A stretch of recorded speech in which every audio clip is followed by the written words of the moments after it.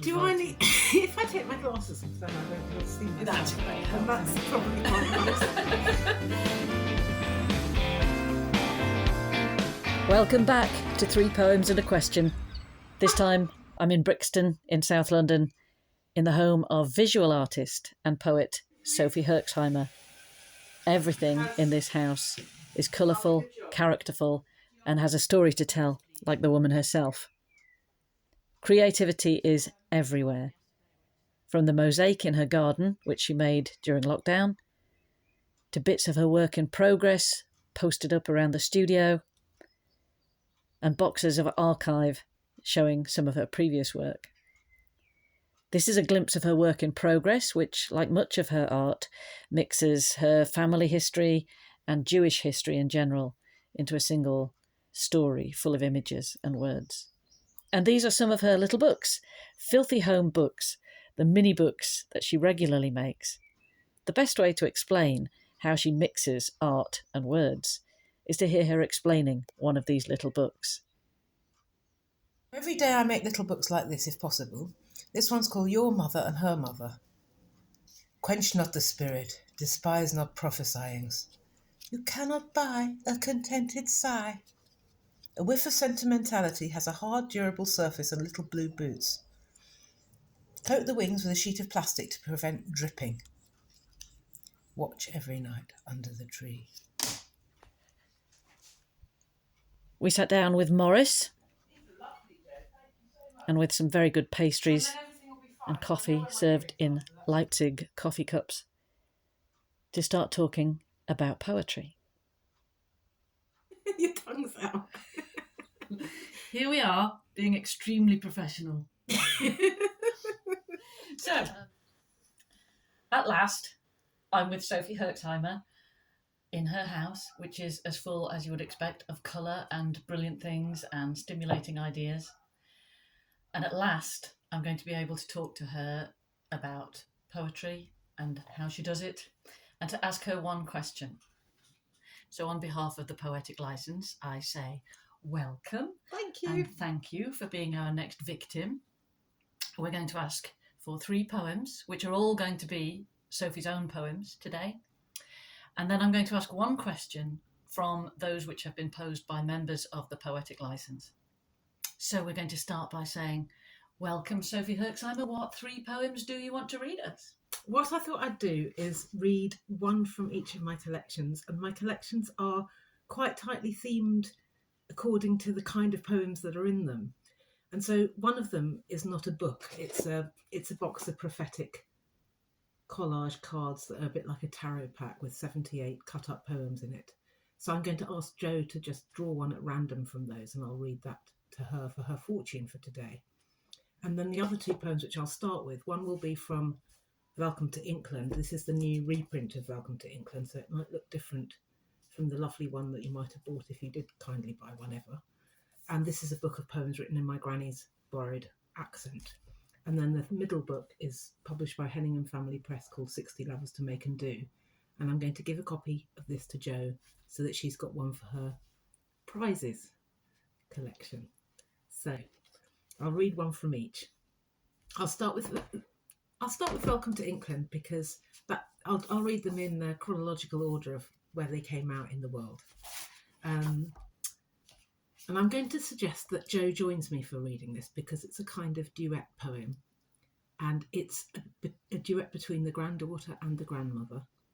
And as you can see from these books, this book of poems, I don't know if you can see that. We interrupt this programme to bring you just a glimpse of that poem on the page, in which we conduct an honest exchange. The poems don't really look like English. They are written phonetically. Let's do it. So Jo's going to join me in a reading of In Which We Conduct an Honest Exchange. What do you think of my new hat? Frankly, it is rather gaudy. Where did you find it from, Walrus Road? Why you not try marks? My poem that to you I sent over, you liked it? You know, dear, I'm old-fashioned. Some things I don't wish to know about. The details I don't wish. What is wrong with some rhyming anyway? I know you can do rhyming. You're such a talented girl. I was wondering, dear Grandmother, what you think of Peter, my new husband? Why you asking me? Does it matter what I think? What you think of him? Thank you, Grandmother. With you, at least I know you're telling me the truth. I love you. Bah! Is it the kind of shit they teach you to say in America? Thank you. It's fabulous. It's so full of character. And I should also say, it wasn't at the launch of that book, but at the launch of the next one you're going to hear from, where Sophie's creativity spilled over, as it so often does, into the dress she wore, which was the most beautiful gold satin cocktail dress with your own illustrations all over it. So I screen printed the gold satin with poems from the book.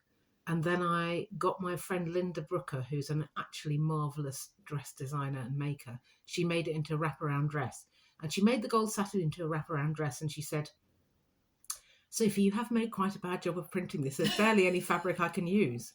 And we had a good laugh. And I said, well, what about putting some red pom-poms on it, Linda? You seem to have forgotten that. And she said, go and get the pom-poms and I will stitch them on. And I did. And so it has red pom-poms around the sleeves and the hem. So it is a good poetry dress, but I only wear it to my own readings because otherwise I would upstage the bride. Now, is it time for me to read another poem? Yes. Okay, so the second poem I was going to read, these are very short poems in 60 Lovers to Make and Do. And in this book, there's as many collages as there are poems. And in Welcome to England, there are as many paper cuts as there are poems. So I paper cut pictures of my granny's furniture and objects because they felt like real portals to everybody's granny, like a way into the 20th century through objects. And in 60 Lovers to Make and Do, I tried to release the hidden lovers in pages from interior magazines or other things that had no people in them, because I thought that was a way of sort of like locating the non-existent lovers in the spaces that we all inhabit, where we dream and fantasize. And I also wanted all the poems have the title of a job, because all the people who are manifesting lovers out of things they find lying around at home or at work, they are all women who have a job. And there's an index of the job titles at the end, and they manifest lovers from things that they might find in their work or in their field of study. So I was going to say to Jo, choose a profession and I'll see if I've got a poem to match, because actually the index was put together by my fabulous collaborator at Henningham Family Press. Again, we'll have to do a screen grab of the index because it's a wonderful thing in itself. And I did not write it. David Henningham did. And he did a good job. So is there a job you'd like to have me read the poem to go with? Well, I know you've got poet and writer in there, but I think that's cheating. And I bet you don't. You probably don't have archaeologist, which is what I used to do before I was in the lucrative and glamorous world of poetry. I was in the lucrative and glamorous world of archaeology. Any chances? Archaeologist. Yay! Page 158. Hooray! She moulded a lover from mud and a fragment of smoky Roman glass. He was tougher than your modern bloke, and they marched into a shared future in a straight line in all weathers. He taught her Latin, and that's what they spoke at home. He laughed in the face of death and climate change. Amor vincit omnia, he said. Hey, I'm the proof. Oh, that's glorious. And what it does, as you'll see in some of the screen grabs and links that I supply in the show notes, is how Sophie always combines playfulness and wisdom and big ideas lightly worn and the strong visual images. Well, it's true. It's absolutely true. I mean, hopefully you can see some of the images, because they are important to me, because I spent hours searching long and hard to try and release the lovers from these images. The one that started me off, I'll just see if I can hold that up to start with, because what started me off with the images was this page from World of Interiors, which had a sort of stag's head on the wall and a crazy modern lamp. And it felt to me as if they were the couple in the room. Right, that's 2 poems done. Yeah. Now, normally I would just say, well, I think I will just say it. I will say because these are also very short poems, I might read 2. It's cheating, But It is cheating, but Joe, have three you and a got- half poems and a question. have you got a question for the cards? Because you might want to find a secret answer. This is what they look like on the back. Do I have to say the question? No, Okay. perish the thought. Certainly not. So these are the backs of the cards, which all have different collages on. And these are the fronts, which are all candy-coloured index cards made from really dreadful books that I cut up. Okay, so Joe's fortune is this. It's the answer to your question. I hope it isn't. Tired of working in the kitchen with a long list of sorrows and extremely dirty clothes? Half smothered by a little pansy? Are you kidding? Said Mamma. Yes. Take it easy and I shall be very disappointed, saith the Lord God sullenly. That is so profoundly right for the question that I have in my mind that it has actually freaked me out slightly. Well, this has got bits from the Bible in it, and for example, saith the Lord. But then I put sullenly because they don't put that in the Bible about the Lord, even though they do happen to be quite huffy and wrathful sometimes. But sullenly I must have got from a novel. My God is a sullen God. Yeah, Never exactly. says that. It doesn't say it. Well, and then I'll read one that I've picked from the top of the pile because it really relates to poetry, and it also relates to where we all are with poetry and perhaps where we all are with life. And it looks like this. It's a nice blue. And it says, for heaven's sake, waste my time with metaphors, for you are a pack of half-starved wolves, and I am the coffee pot. There is no mercy in hoity-toity French soaps. Soap is soap. But we are pools of molten transformation on the long dirt driveway. Thank you so much. It's so lovely, and that's a really good cross-section of exactly the kind of work that represents to people who perhaps haven't read your stuff before its character and its liveliness and its colour. So we always have 3 poems and a question. The question this time comes from Bean Sawyer, who is one of our subscribers at the Poetic License, and Bean is an artist herself, and the question that she wanted to ask you was, if you're creating something like almost all of the pieces we've seen here, which have both a visual element and a word element, which comes first? And I guess what Bean is asking basically is about process. It's about how you go forward. It's the question, Bean. So hello, lovely question. Thank you. It's a big question because it's a bit like trying to go into the mind and have a bit of a wrangle with it, because every project dictates its own process. And quite often I don't know a project is a project until I'm a little way along with it. And I find myself doing something, fiddling with something and thinking, ha ha ha. And actually, these books have all arrived like that. They've all arrived with a little bit of writing or a little bit of tearing, some cutting up, and then they've slowly begun to assemble themselves into something that looks more like a sequence. And actually nearly everything I make turns out to be a series or a sequence, which I'm, pleased about, because it's lovely to feel that you can keep going with some material until that material is done. And for example, I made a big collage book about Emily Dickinson, and every night I would go to bed reading her poems, and in the morning I'd write down some of the things that she'd said to me in the night, because I have very, very florid dreams. I'm very lucky in that way, and as long as nobody interrupts me, I can write down some of that. And then I would take some of the words from Emily Dickinson's and my conversations and look at her poems again and try to work out how I would thread them into the next poem. But the thing that really inspired me, as well as Emily, was having a book of old alpine landscapes that I had found in a market in Switzerland. And when I was clearing out books for the charity shop, I thought, oh, I'm not throwing that away. That's like the inner landscape of Emily Dickinson, because the hugeness of the mountains on the tiny pages really reminded me of her poems, where she's always putting, the ocean next to a hair on her head, or a volcano in a poem, where, there was somebody who didn't go out for 20 years, but yet had vast landscapes to tackle emotionally and in an inner landscape. So the Alpine book and the poems of Emily Dickinson kind of combined in a collage way in my mind. And when I started laying these words that were kind of ghost collaborations between her and myself, and I was also going through a period of rather enforced seclusion because I had a lot of trouble with my son who wouldn't go to school. but would run off, and I had to be in so that when he came back, I was in. So it was a very anxious time, and I think she was a great figure for me. She's been a role model for many of us with lockdown. You know, she's superb kind of exploiter of the aloneness of being a poet, and she used it in a powerful and playful way. And I think she too nowadays would be called a visual artist with her envelope poems, that magnificent book of hers called Gorgeous Nothings, which has, you know, beautiful reproductions and sort of transcriptions of her scrap poems that she wrote on the back of envelopes and all sorts of places. There was so much active thinking and fragmentary thinking that she used to make these tiny little bullets of exquisite enormity that you could put in your pocket.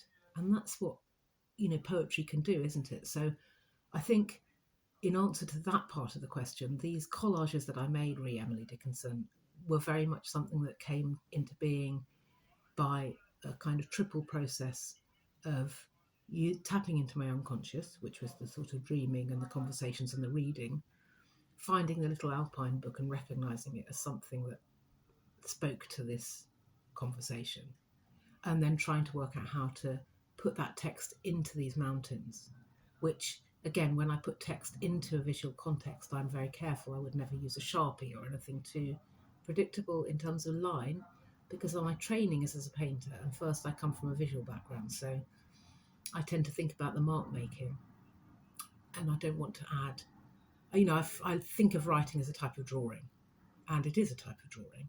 You're holding a line. Lines and rhythm and pace and tone and texture and colour exist equally in poetry as they do in painting and drawing.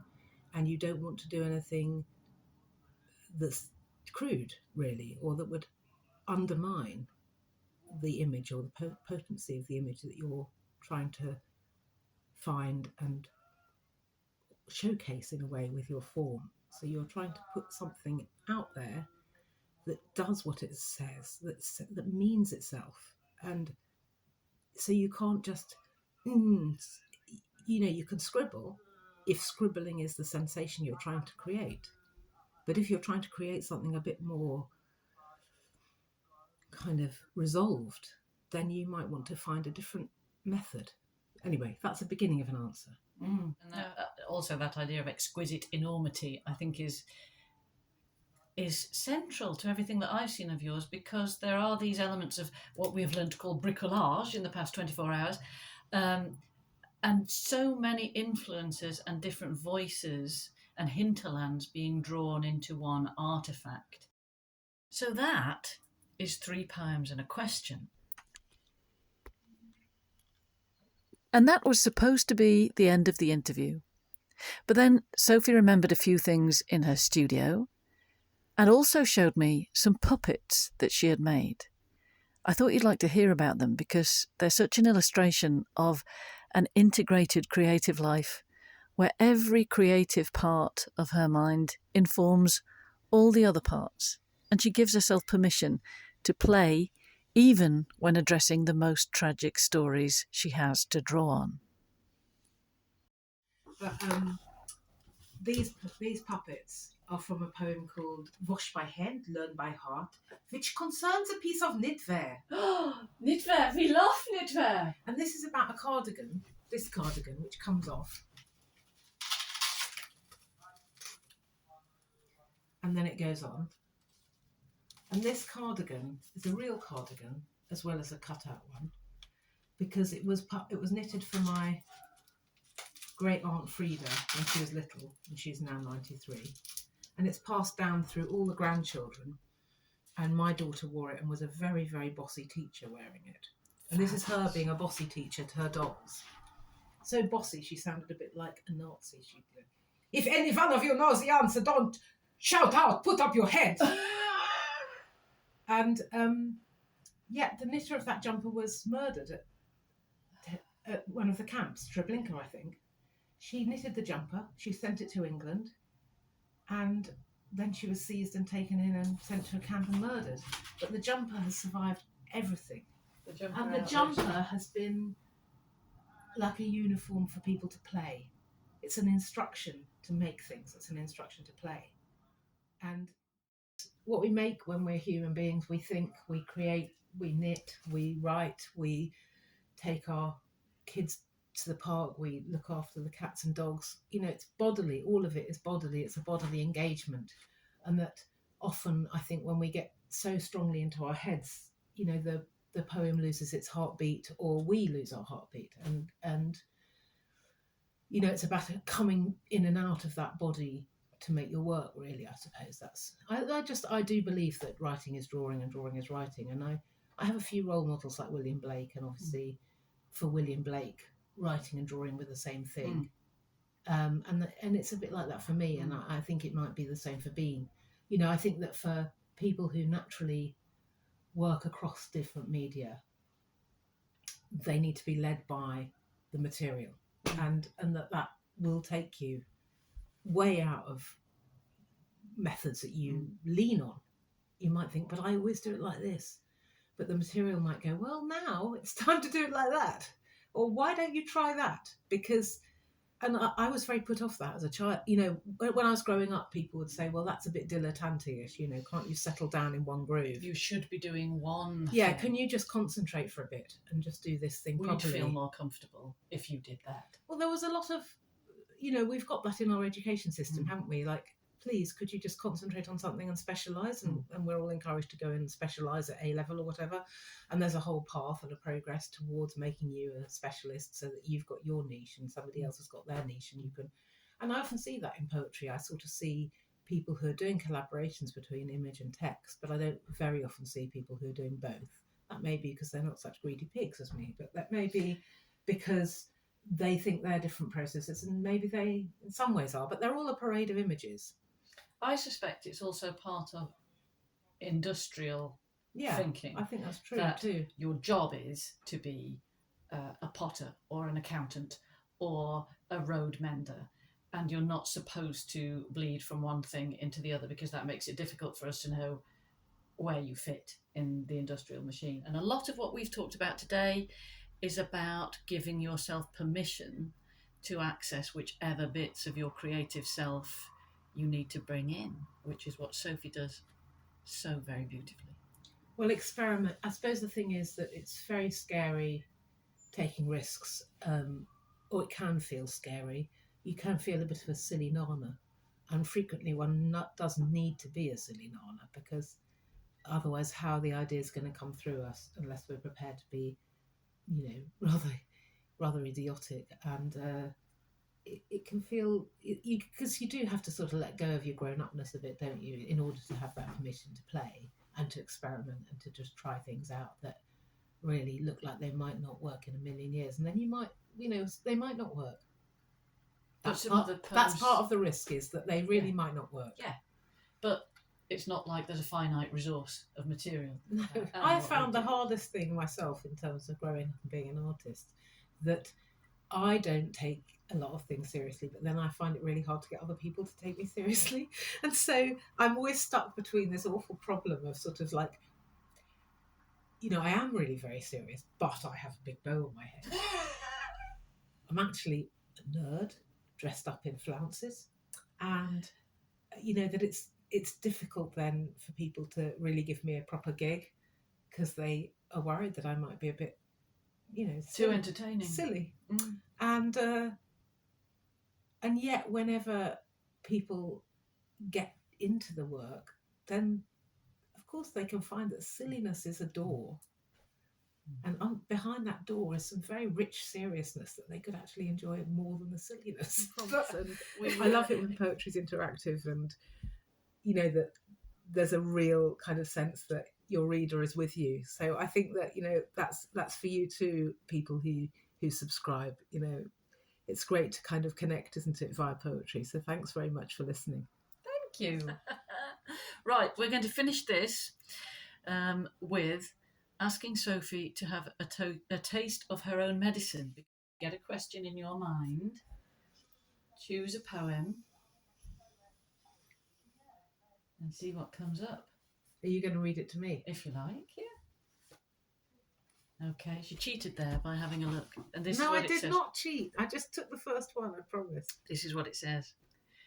You have turmoils, No word of a lie. Death has an interrogation mark. No man is clean.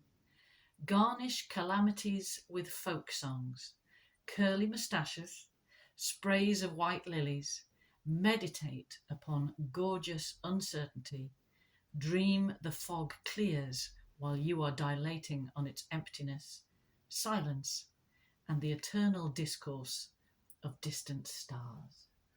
Oh, I can relax. Sophie has given us a great deal to think about. There is a great deal more to spin off from it, and we could honestly talk for hours and hours about all of these subjects. Thank you so very much, Sophie Herxheimer. Oh, and thank you for reading the poem with me, Jo. That was fun.